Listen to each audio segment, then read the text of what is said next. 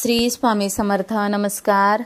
तुमचे सर्वांचे माझ्या यूट्यूब चॅनलमध्ये खूप खूप स्वागत. तुमच्या सर्वांच्या इच्छा मनोकामना पूर्ण होत हीच स्वामी महाराजांच्या चरणी प्रार्थना करते आणि आजच्या आपल्या एका नवीन व्हिडिओला सुरुवात करते. आज आपण पाहणार आहोत ज्येष्ठ गौरीची कहाणी. आटपाट नगर होते, तिथे एक गरीब ब्राह्मण राहत होता. पुढे भाद्रपद महिना आला, घरोघर लोकांनी गौरी आणल्या. हे ब्राह्मणाच्या मुलांनी पाहिलं, मुले घरी आली. आईला सांगितलं, आई आई आपल्या घरी गौर आण. आई म्हणाली, बाळांनो गौर आणून काय करू, तिची पूजापत्री केली पाहिजे, घावन घातल्याचा नैवेद्य केला पाहिजे आणि आपल्या घरात तर काही नाही. तुम्ही ह्यांच्या जवळ जा, बाजारातले सामान आणायला सांगा, सामान आणले म्हणजे गौर आणीन.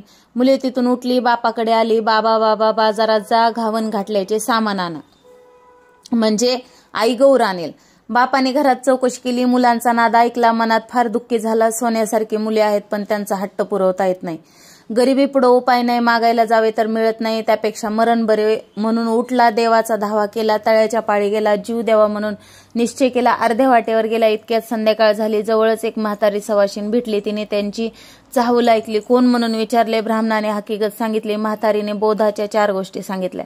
ब्राह्मणाने म्हातारीला घरी आणले, बायकोने दिवा लावला, चौकशी केली, पाहुण्याबाई कोण आणल्या म्हणून विचारले. नवऱ्याने आजी म्हणून सांगितलं.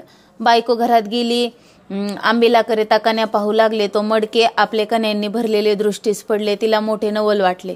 ही गोष्ट तिने आपल्या नवऱ्याला सांगितली. त्याला मोठा आनंद झाला. पुढे पुष्कळ पेच केली, सगळ्यांनी पोटभर खाल्ली, सगळी जण आनंदाने निजली.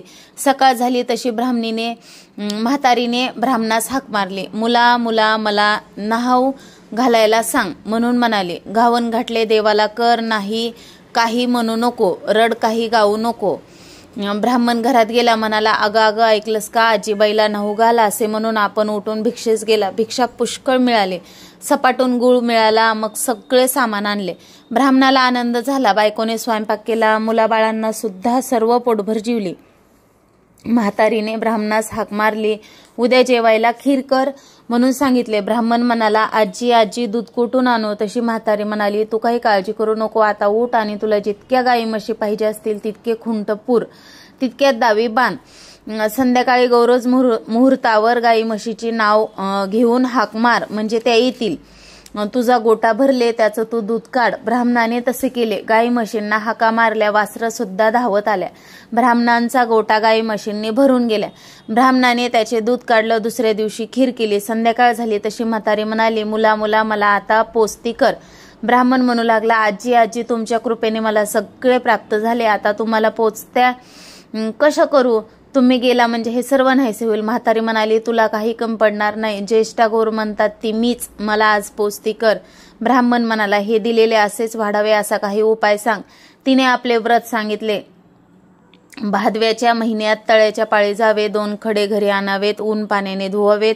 ज्येष्ठागोर व कनिष्ठागोर म्हणून त्यांची स्थापना करावी, त्यांची पूजा करावी. दुसऱ्या दिवशी घावन गोडे करावे. तिसऱ्या दिवशी खीरपोळीचा नैवेद्य दाखवावा.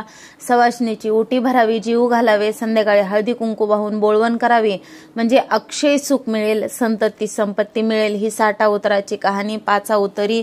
देवाच्या द्वारी, गायीच्या गोटी, पिंपळाच्या पारी, सुफळ संपूर्ण. बघा, अशा प्रकारे आपण ज्येष्ठ गौरीची कहाणी आजच्या या व्हिडिओमध्ये जाणून घेतलेली आहे. तर तुम्हाला माझा हा व्हिडिओ कसा वाटला हे मला नक्कीच कमेंट करून सांगा आणि असेच नवनवीन अध्यात्माचे व्हिडिओ पाहण्यासाठी चॅनलला सबस्क्राईब देखील नक्कीच करा. झालेली सेवा स्वामी महाराजांच्या चरणी अर्पण करते आणि माझा हा व्हिडिओ इथंच थांबवते. श्री स्वामी समर्थ. जय जय स्वामी समर्थ. धन्यवाद.